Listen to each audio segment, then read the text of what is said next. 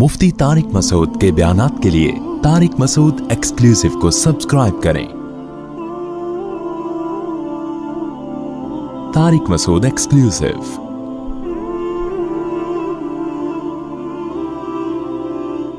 कि अल्लाह मियाँ ने ये जो रमज़ान का हमें दिया है ना, ये भी बड़ा ख़ानदानी हुक्म है। ये भी लगता है कि ये अल्लाह ही का बनाया हुआ कानून है, किसी इंसान का बनाया हुआ कानून नहीं हो सकता। एक दौर तक हम सुनते रहे, मैं बचपन में डॉक्टरों से सुना करता था कि हमें हर थोड़ी थोड़ी देर में ना कुछ खाना चाहिए, एकदम पेट भर के नहीं खाना चाहिए। मुझे शुरू से ये बात मेरी खोपड़ी में नहीं आती थी, ये नेचर के खिलाफ है। डॉक्टर साहब के पास गए, मेरा पेट खराब है। उन्होंने कहा, डॉक्टर साहब ने कहा कि देखें थोड़ा सा खाएं, दोने वाले, फिर आधे घंटे बाद फिर थोड़ा सा खाएं, 2 या 3 जितने अफोर्ड कर सकें, फिर थोड़ा खाएं। मैंने कहा, डॉक्टर साहब हमारी बकरी को तो मैंने इस स्टाइल में देखा है, कभी किसी इंसान को मैंने इस तरह खाता हुआ नहीं। अगर ये नेचुरल होता तो सबसे पहले मोहम्मद सल्लल्लाहु अलैहि वसल्लम का तरीका होता, जो अल्लाह के पैगंबर थे। आपका कोई काम नेचर के खिलाफ नहीं था। वहां तो 2 खाने मिलते, नाश्ता भी नहीं मिलता हमें। बुक रहता हूँ आशिया। आप सल्लल्लाहु अलैहि वसल्लम दोपहर से पहले खाया करते थे सहाबा के दौर में, और मगरिब के बाद खाया करते थे। ये 2 टाइम थे खाने के। नाश्ते का लफ्ज अरबी डिक्शनरी में आपको नहीं मिलेगा, हालांकि अरबी बड़ी फसी और बलीग जबान है। फतूर जो आज अरबी में है, ये जदीद अरबी में है। फतूर नाश्ते को कहते हैं। कदीम अरबी में नाश्ते का लफ्ज बोले नहीं। बल्कि मैं और आपकी जनरल नॉलेज के लिए एक बात बताऊं, अंग्रेज के बर्रे सगीर में आने से पहले आपको अपने बाप दादा की डिक्शनरी में भी नाश्ते का लफ्ज नहीं मिलेगा। ये अंग्रेजों ने नाश्ता मुतारिफ करवाया है। समझ में आ रही है बात कि नहीं आ रही? तो ये था ही नहीं, ये मुसलमानों में आया गोरों के आने के बाद है। चाय भी, सिगरेट भी, गुटके भी, पान भी, ये सारी चीजें ये अंग्रेजों के आने के बाद आई हैं। वरना मुसलमान कल्चर इन तमाम चीजों से क्या था, पाक था। वो जानते ही नहीं थे ये क्या होगा। तो चाय पिए ना, मैं भी पीता हूं, मैं ये नहीं कि छोड़ दें आप, ये पिए ना पिए वो आपका हेडेक है। बताने का मकसद ये कि ये सारी चीजें हमारे ये बाद में आई हैं, ये हमारा कल्चर नहीं है। तो उनमें नाश्ता भी बाद में आया है। 2 टाइम का खाना है। अब सुना है डॉक्टर यही कह रहे हैं कि 2 टाइम खाया करो, तमीज का खाना यही होता है 2 टाइम। वल्लाह आलम, कि डॉक्टरों की फील्ड है कि डॉक्टर साहब से ही पूछें आप। तो अब आपको पता है मुस्लिम फास्टिंग के नाम पे एक बड़ी तहरीक चल रही है डॉक्टरों की तरफ से। 16-16 घंटे की फास्टिंग, खास तौर पर जिनके वेट ज्यादा हैं। ज्यादातर तो के वेट क्या है, ज्यादा ही है ना मेरा ख्याल। मैंने बहुत कम लोग देखे कोलेस्ट्रॉल की कमी हो जिनमें, ऐसे बहुत देखे। अच्छा, आप जितने लोग मर रहे हैं, मुझे एक बात बताओ, कोई डॉक्टर साहब बैठे हैं तो उनसे पूछिएगा, कोई एक बंदा दिखाएं अस्पताल में जो खुराक की कमी से मर रहा हो? कोई है ऐसा बंदा? कितनी महंगाई हो जाए, कितनी गुर्बत हो जाए, डॉलर कितना ही ऊपर चला जाए, फिर भी भूख से मरने वालों का रेशो हमारे सोसाइटी में कम है, खा के मरने वालों का रेशो। तो हमें जो हुक्म दिया है ना, उसमें रूहानी कुव्वत बाद में है, हमारे जिस्म और बॉडी का फायदा पहले। उलमा एक जबरदस्त बात कहते हैं कि माल की ज़कात पैसा है, बॉडी की ज़कात क्या है? बोलें, रोज़ा। जैसे माल की ज़कात देने से हदीस में आता है कि ये मैल कुचैल है जो आपके माल से निकल जाता है, तो इसी तरह बॉडी की ज़कात से भी आपकी बॉडी का मैल कुचैल क्या होता है, रोज़े के जरिए निकल जाता है। ये अल्लाह की बहुत बड़ी हम पर नेमत और रहमत है। और इसमें ये तो जिस्मानी फ़ायदा है। रूहानी फ़ायदा क्या है, ये बहुत अहम है। कुरान क्या कहता है, लअल्लकुम तत्तकून, ऐ ईमान वालों तुम पे रोज़े फ़र्ज़ किए गए ताकि तुम्हारे अंदर तकवा पैदा हो। तकवा अरबी में कहते हैं बचने को। देखें, आज कामयाबी इसे समझा जाता है कि आपकी सारी ख्वाहिशात पूरी हो जाएंगी। ये बहुत बड़ी भूल है। जिन लोगों की सारी ख्वाहिशात पूरी होती हैं वो डिप्रेशन के मरीज बनते हैं, और बिल आखिर वो खुदकुशी की तरफ उनकी तबीयत माइल होती है। इंसान की बॉडी को अल्लाह ने ऐसा बनाया है कि एक ख्वाहिश पूरी हुई, वो 4 ख्वाहिशें पैदा करके ख़त्म होती है। फिर वो 4 ख्वाहिशें पूरी हुई तो ऐसा नहीं कि इत्मीनान हो जाए, वो 4000 ख्वाहिशें पैदा हो चुकी होती हैं। मा क़ज़ा अहदुम मिन्हा लुबानतहु वलन तहा अरबुन इल्ला इला अरबी। शायर कहता है दुनिया में किसी की एक ख्वाहिश पैदा होती है, हजारों अंडे बच्चे दे के जाती है वो ख्वाहिश। तो फिर एक स्टेप ऐसा आता है कि आपकी एक ख्वाहिश भी अगर पूरी ना हो तो आप स्ट्रेस और डिप्रेशन में जाने लगते हो और आपको खुदकुशी के ख्यालात आना शुरू हो जाते हैं। یورپ میں آپ جائیں, جس ملک میں سب سے کم ٹینشن ہے وہیں ٹینشن کا ریشو سب سے زیادہ ہے. نہیں آ رہی بات میرا خیال ہے. آپ کی ساری خواہشات اگر پوری ہو جائے نا تو اس سے ٹینشن کبھی بھی ختم نہیں ہوتی. اس سے ٹینشن کیا ہوتی ہے؟ کیونکہ آپ میں مزید خواہشات جنم لیتی ہیں, اور آپ کے اندر جو ریزسٹنٹ پاور ہے نا خواہشات پہ کنٹرول کرنے کی, اپنی منمانی زندگی کے خلاف چلنے کی, وہ صلاحیت آپ کے اندر ختم ہو جاتی ہے. روزہ آپ میں یہ کوالٹی پیدا کرتا ہے کہ آپ کی چاہتوں کے خلاف چلنے پر آپ کو مجبور کرتا ہے, جس سے آپ کے اندر اپنی خواہشات کو کنٹرول کرنے کی صلاحیت پیدا ہوتی ہے.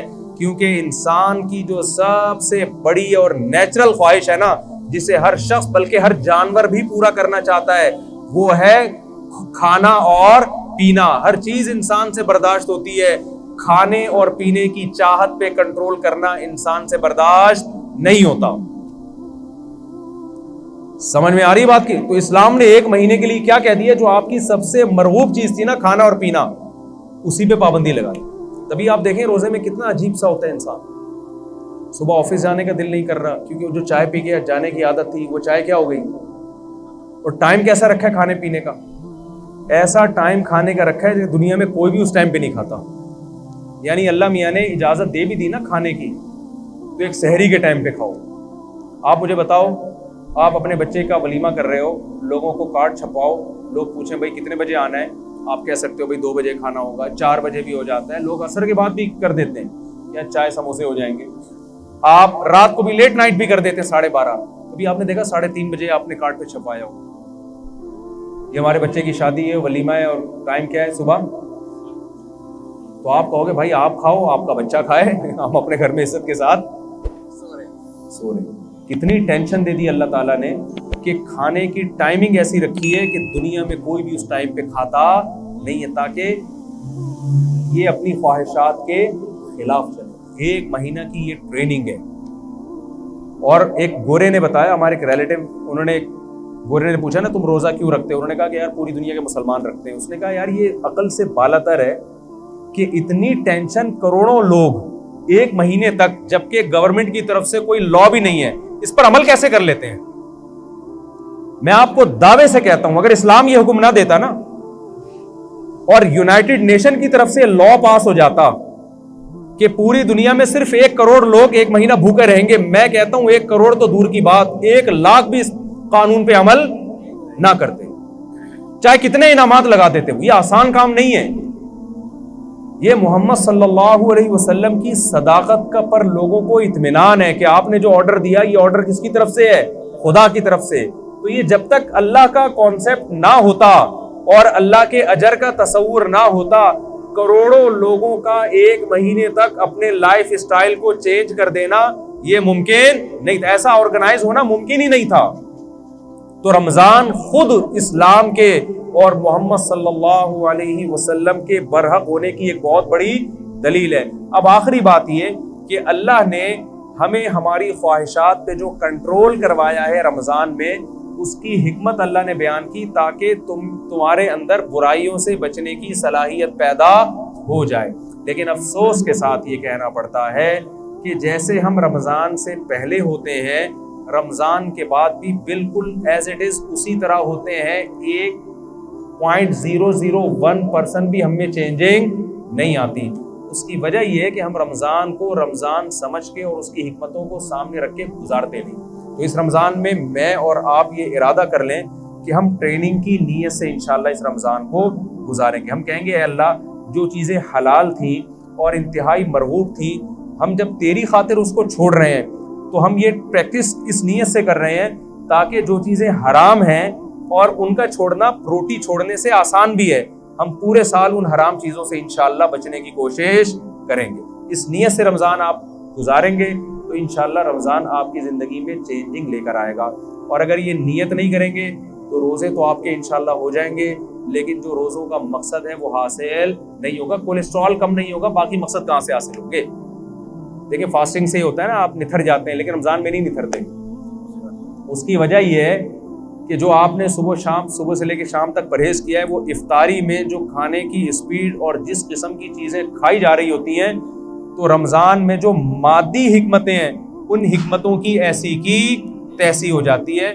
تو جیسے مادی حکمتوں کی پکوڑے کھانے اور سموسے کھانے سے ایسی کی تیسی ہوتی ہے، روحانی حکمتوں کی ایسی کی تیسی اس سے بھی زیادہ ہوتی ہے. تو ہم نے مادی طور پہ بھی اپنے آپ کو پہ کنٹرول کرنا ہے اور روحانی طور پہ بھی اپنے آپ پہ کنٹرول کرنے کی کوشش کرنی ہے. اللہ تعالیٰ سے دعا ہے جو کچھ کہا سنا اس میں کمی کوتاہی اللہ معاف فرمائے، اور جو صحیح باتیں ہوئی اللہ اس پہ ہم سب کو عمل کرنے کی توفیق عطا فرمائے. وما علینا الا البلاغ. کوئی سوال ہو بھائی 5 منٹ ہے، کسی کے پاس ذہن میں کوئی سوال ہو تو پوچھ سکتے ہیں.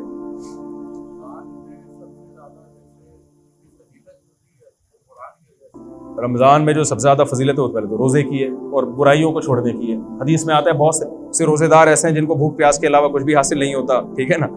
تو کیا مطلب، یہ وہ روزے دار ہیں جو روزہ رکھ کے بھی برائیاں نہیں چھوڑتے. ہاں قرآن کی دیکھیں کچھ عبادتیں رمضان کے ساتھ خاص ہیں، وہ تو پورے سال ہیں لیکن رمضان میں ان کا ثواب زیادہ ہے. ایک تو روزہ ہے، دوسرا صدقات و خیرات اور تلاوت. حدیث میں آتا ہے رسول اللہ صلی اللہ علیہ وسلم رمضان میں سخاوت کا دریا بن جایا کرتے تھے. بہت زیادہ سخاوت تھی رمضان میں، اور تلاوت بہت زیادہ کیا کرتے تھے. تو یہ 2 چیزوں کو رمضان میں زیادہ فوکس کرنا چاہیے. تبھی تراویح ہے، تراویح بھی اسی وجہ سے ہے نا کہ تاکہ ہم قرآن سنیں اور سنیں.